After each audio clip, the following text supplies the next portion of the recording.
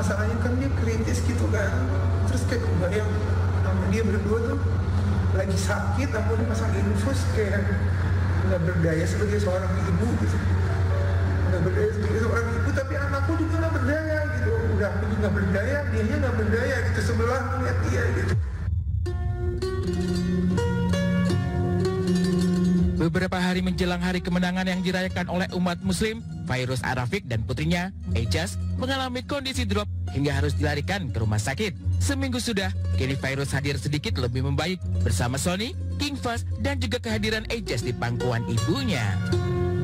Alhamdulillah, hari yang ditunggu akhirnya juga pulang dari rumah sakit setelah seminggu. Fairuz sama Ejaz di rumah sakit dirawat. Ya, kan besok kan seminggu ya. Terus kita juga sama-sama nungguin di sini. Alhamdulillah hari ini juga tadi pagi sempat ke Ejaz diambil darah dulu untuk memastikan bagaimana trombositnya naik apa enggak, kondisinya gimana. Dan alhamdulillah ternyata hasilnya semua baik-baik aja sekarang. Gitu, setelah yang kemarin kita lewatin masa-masa yang kemarin lah sempat ya kritis juga jatuhnya. Dan alhamdulillah sekarang udah bisa pulang, udah senang. Insya Allah lanjut istirahat di rumah. Mendapat diagnosa positif DBD, demam berdarah, Fairuz alami naik turun kondisi. Entah itu sebelum maupun setelah diopname di rumah sakit. Belum resmi melangkahkan kaki pergi dari tempat ia dirawat, Fairuz mengaku sudah meminta lingkungan rumah sekitar dan juga tempat sekolah anak-anak lakukan fogging, mendengar saran dari dokter dan tenaga kesehatan. Mungkin nggak boleh terlalu capek dulu ya kan, kalau misalkan aktivitasnya dibatasin dulu semingguan gitu. Jadi aku juga kalau di rumah sih aku udah suruh bersih-bersih, terus juga udah lapor ke lingkungan sekitar juga untuk semprot DBD gitu kan, di fogging gitu. Terus juga sekolahnya juga aku udah infoin juga untuk nanti di fogging sebelum masuk, karena memang sekarang lagi musim DBD kan.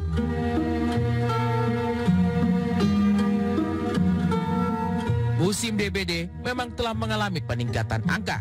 Di awal tahun, peringatan DBD marak disebarkan oleh pemerintah daerah agar warga waspada dan terhindar.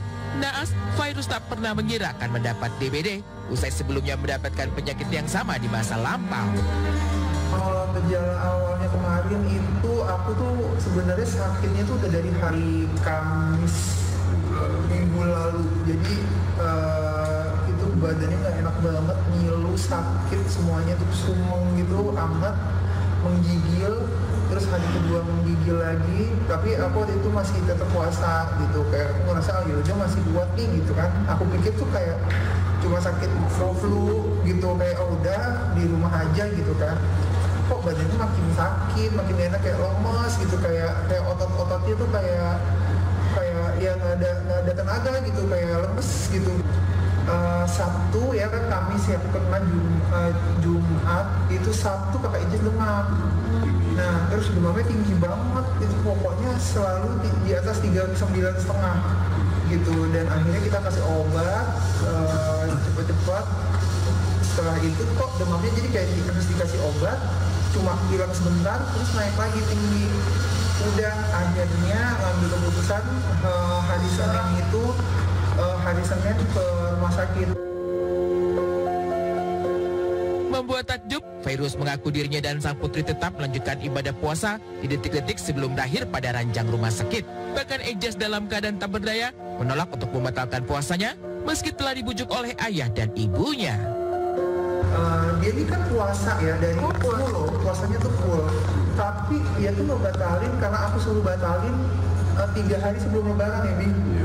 2 hari ya? 2 hari. Iya 2 hari dia nggak mau batalin. Aku bilang batalin kak, apa lemas, aku bilang gitu kan. Akhirnya aku suruh dia banyak minum. Nah 2 hari sebelum lebaran tuh dia baru batal. Itu pun karena sakit. Tak banyak hal yang bisa dilakukan selain berusaha membaik dengan penyakit yang bersarang. Fairuz sempat berada di momen sedih juga kecewa, tak bisa merayakan lebaran.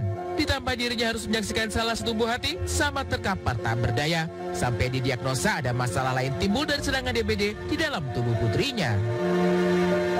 Terus aku juga minta maaf sama Sony juga, karena masalahnya aku bilang maaf ya gara-gara aku sama Inggris kamu jadi harus di rumah sakit, aku bilang. Terus yang aku bikin aku stres itu kan kemarin tuh, wah kalau inget tuh sedih banget gitu.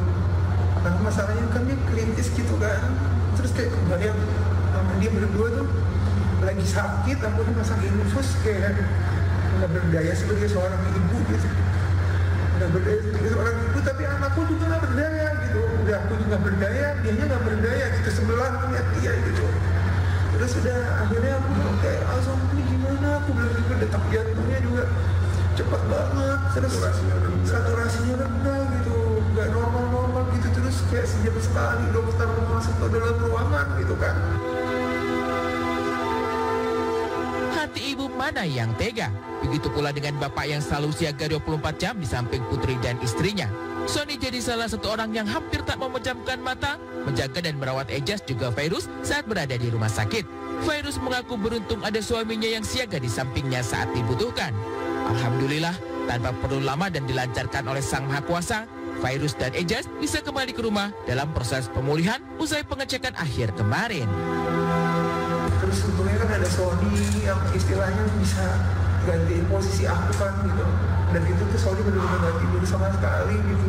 Aku melihat banget dia sampai sempat gak enak badan juga, harus nganterin anaknya. Terus berapa lama sekali karena ada disuntik, ada salah satu suntikan yang membuat dia harus kencing terus gitu. Nah akhirnya itu bolak-balik benar-benar gak tidur gitu.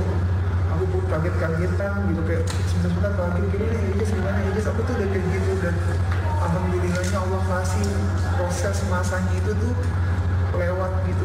Aku benar-benar kayak ngerasa bersyukur banget pas tadi ngeliat dia hari ini tuh hasil tes darahnya tuh trombositnya udah naik jauh. Aku tuh happy banget, aku tuh kayak bahagia banget gitu.